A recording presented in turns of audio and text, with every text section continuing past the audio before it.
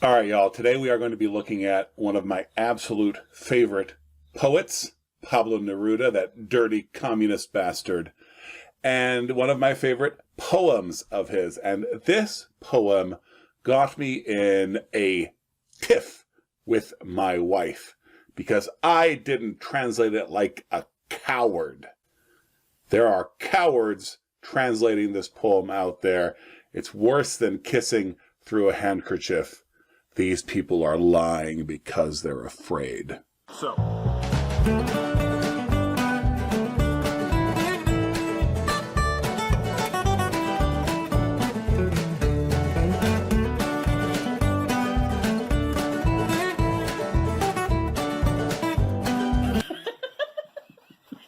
right, listen. No one wants to make a woman mad. No one wants to make their woman mad. Except I think Pablo Neruda kinda did.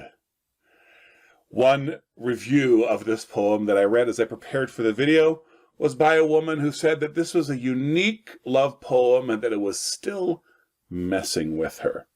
Because it is truly a love poem.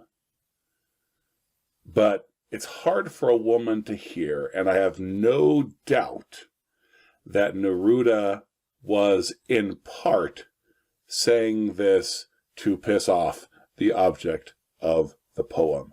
The poem is usually called after its first line. The first line is "Me gustas cuando callas porque estás como ausente." Me gustas cuando callas. Now maybe you speak a little bit of Spanish. Calla. Cállate.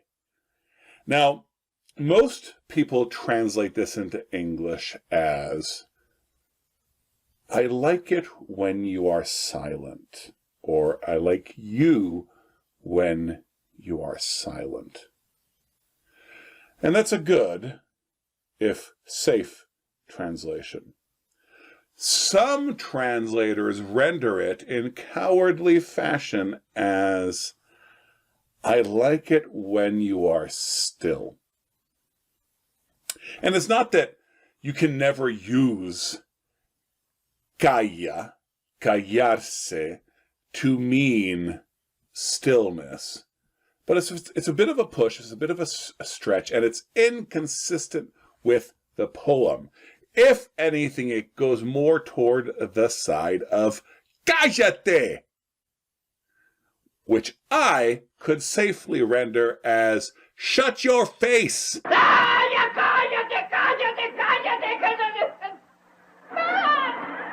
I like you when you shut your face. Now, that is not how I translated it to my wife, and that is not how I would elect to translate it. But when I told her that a poem that began with a line, I like it when you are silent, put me in mind of her, well, perhaps she can be forgiven for not wanting to hear about the rest of the poem. And perhaps I should be chastised for my lack of cleverness. I want to look at this poem with y'all, though. So if you like messing about with Spanish, if you like poetry, you're in for a treat. I want to translate this with you sort of live and then read it to you at the end. So here we go. Me gustas cuando callas porque estás como ausente. I like you. Now, should I do callas as shut up, shut yourself up? Because then that could suggest being shut up in a room. I think that it's sort of unavoidable to just simply say silent. I like you when you are silent. So that when you are silent is so passive, where callas, it's like, I like it when you silence, right? It's active. I like it when you are silent is what we're going to go with, because it is as if you were absent. Absent. Y me oyes desde lejos, y mi voz no te toca. And you hear me from afar, far off, and my voice does not touch you. Look how much longer the lines are tending to be, even though, generally speaking, Spanish has longer words. It can grammatically be more efficient, and in this case, Neruda is speaking pretty much mono and duosyllabically. Parece que los ojos se te hubieran volado. Okay, so parecer is like it seems, so it looks like. But it can also, well, it can carry some other meanings as well that I won't get into. But parece que los ojos se te hubieran volados. I'm going to say it is as if your eyes had flown from you. And then this parece, y parece que un beso te cerrara la boca. I am going to put differently. And it seems. And it seems like as if a kiss would close your mouth. And it seems like a kiss could close your mouth. Because of the subjunctive, we have the opportunity to use all sorts of different modal verbs in English. And I think with the phrasing in the Spanish, it's suggesting the possibility. You know, it feels like all it would take to close your mouth would be a kiss. Como todas las cosas están llenas de mi alma, as all things are full of my soul. Pretty straightforward.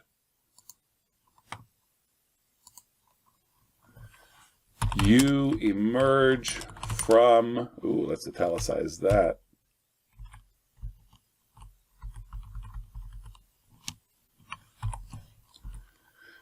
You emerge from the things. But perhaps I could say all things, because of the all things above. As all things are full of my soul, you emerge from all things full of my soul. As all things are full of my soul, you emerge from things full of my soul. I'm going to go with all things and really make that a chiastic structure. You emerge from all things, I'm going to cut that comma, full of my soul. Emerges de las cosas llenas del alma mía. Okay. Mariposa de sueño, te pareces a mi alma. Here's parecer, again, having a slightly different meaning. Again, parecer is to seem, to appear, right? So, butterfly of dream, right? So I'm actually going to say, instead of butterfly of dreams, I'm going to say dream butterfly. Dream butterfly. This is what te pareces generally means in everyday speech. You look like. You look like. So, you look like my soul. I could say you seem like my soul, but you look like my soul.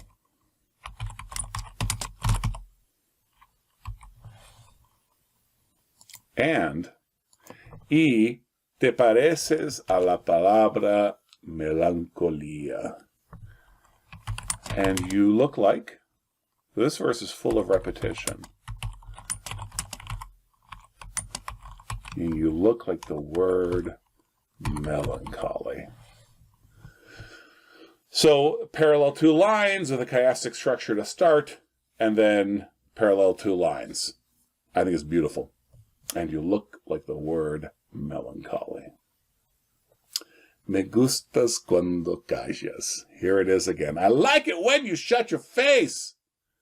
Me gustas cuando callas y estás como distante. I like you. If you're a Spanish student, you might be thinking, well, I thought me gustas meant I like. Me gusta means I like. Me gustas, because really me gusta doesn't mean I like. Me gusta means it pleases me. So you say me gustan los tacos, tacos please me. But that's how you say I like. So it's actually a passive construction. When you say me gustas, you're saying I like you. You please me. Ooh, maybe I can do that. You please me when you are silent. I think I need to do that. I can't believe it took me into the third verse. You please me when you are silent. Ooh, that really takes on a whole new ring. And you are as if distant. And I'm not willing to get rid of that as if. And you are, and it is, I think we're going to have to say, as if you were complaining. So you can see why the object of your love might not want to receive this poem. So, and, so you are is estás. But I think we need to go with, and it is. And you are as if you were complaining. And it's like you are complaining. And so what was it? What was the original thing I said? So I think I'm going to go with as if. As if. And it is. Because the whole voice of the poem is imagining. So even though this is a place in the subjunctive, I'm going to continue with these as ifs. And it is as if you were. Now here's another moment where the courage of the translators fail, and so many translators want to use the verb quejar, so quejándote, quejar, and the lament is the most common translation. There's a word for lament, and there are bigger words. We could use llanto. There are bigger words for mourning and weeping and lamenting. This is just the plain old word for complaining. So kudos to the translators I've seen who used the verb to complain. There's an everydayness to this verb, and it is as if you were complaining.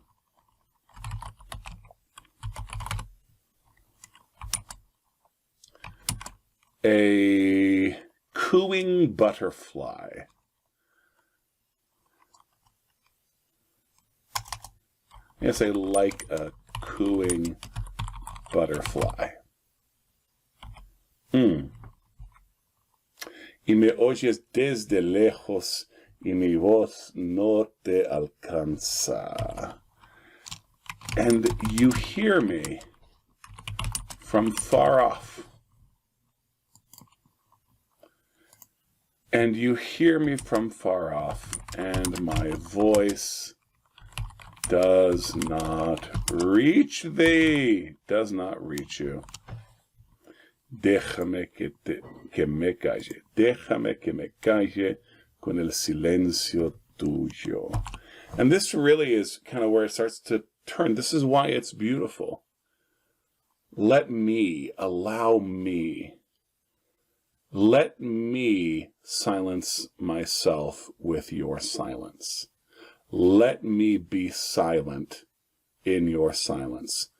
And here is actually where this would be the benefit of using callar for shut up for callar. Because here, in this key line, you could imagine her silence as space, as physical space. You could have a little double entendre here. Allow me to shut myself up in your silence. In fact, that is what I'm going to say. Allow me to shut myself up in your silence. And I just typed all of that, didn't go in there. Okay. Allow me. Oh, there it is. It was there all along. Allow me to shut myself up in your silence. I think we might not be kissing through a handkerchief anymore. I'm proud of that translation. Déjame que te hable también con tu silencio. Allow me also to speak to you with your silence. Allow me also to speak to you with your silence. That's a beautiful thought. Clear as a lampstand, clear as a lamp, bright. Claro. Claro can mean clear. It carries overtones of brightness. Now, the word in Latin could mean glorious, but I'm going to say clear here. Clear as a lamp, as simple as a ring. There are two words for simple that are commonly used. This is actually the less used of the two. The most used appears later in this verse, sencillo. And sencillo is actually the word you want to use most often for simple when you're thinking of it in English. Simple almost has it's almost like a philosophical simpleness, right? It speaks to a oneness, a unity, that sort of simple. Sencillo, to me, brings more. It's not complex. It's relatively straightforward. But it's not philosophically simple, not pure and only. All right, so clear as a lamp, as simple as a ring. Eres como la noche, callada y constelada.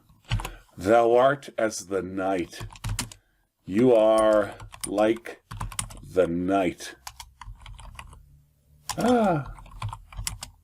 Callada. Silent. Shut up. Silent. And constellated, that's literally what it means. Actually, I don't remember what other translators did here. Starred, spangled. Spangled could be a fun word. I was going to go with constellated because I actually kind of like it. Translating Romance language poems and sort of the unusualness of bringing a strange form with a recognizable word. But I have to sort of love the Anglo-Saxon alliteration here, silent and spangled. And spangled is more striking than starring. So I'm going to go with the alliteration, silent and spangled. Silent and star-spangled.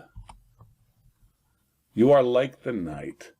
Silent, yeah, silent and star-spangled.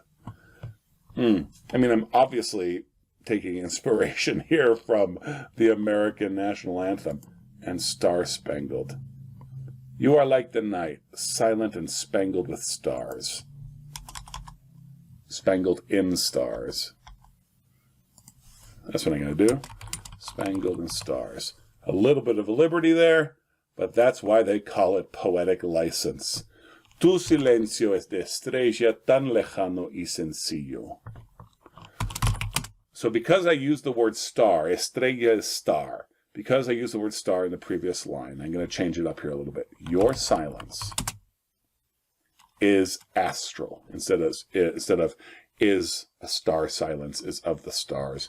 Your silence is astral, so far, so distant, so far, and simple.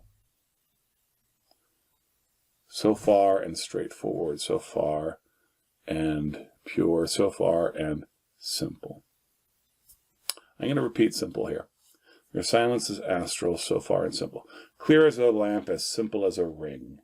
You are like the night, silent and spangled with stars. Your silence is astral, so far and simple. So simple and far. So far and straightforward. Oh man, I'm in a loop here. So distant and simple. I like that, those eyes. Distant and simple. So distant and simple. Okay. the last verse. I like it when you shut your face. Let's see here.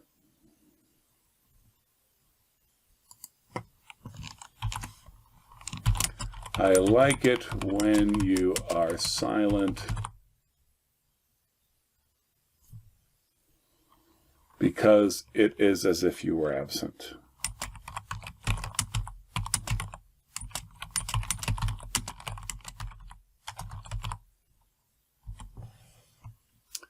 Distante y dolorosa como si hubieras muerto.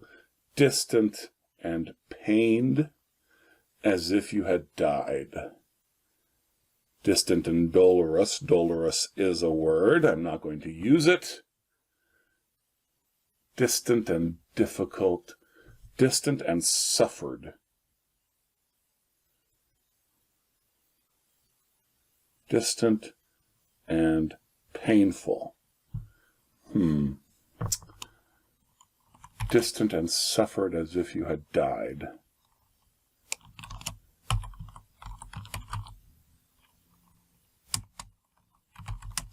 Distant and pained.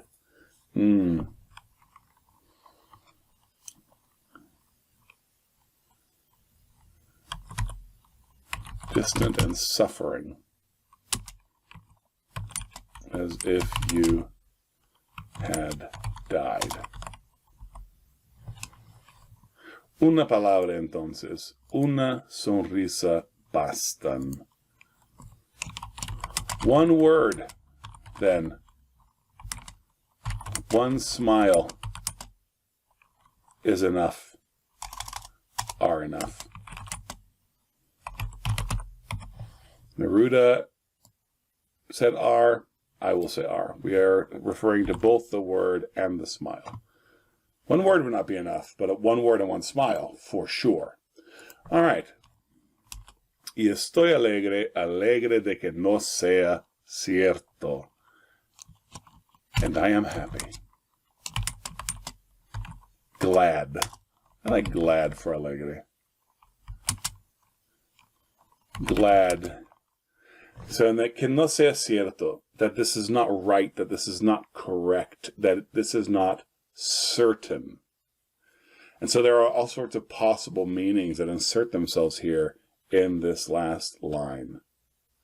Sure, certain, correct, right. So I think he's saying that he's glad that this is not actually the way it is. Actually, I like that you don't shut your face. So glad that this is not sure.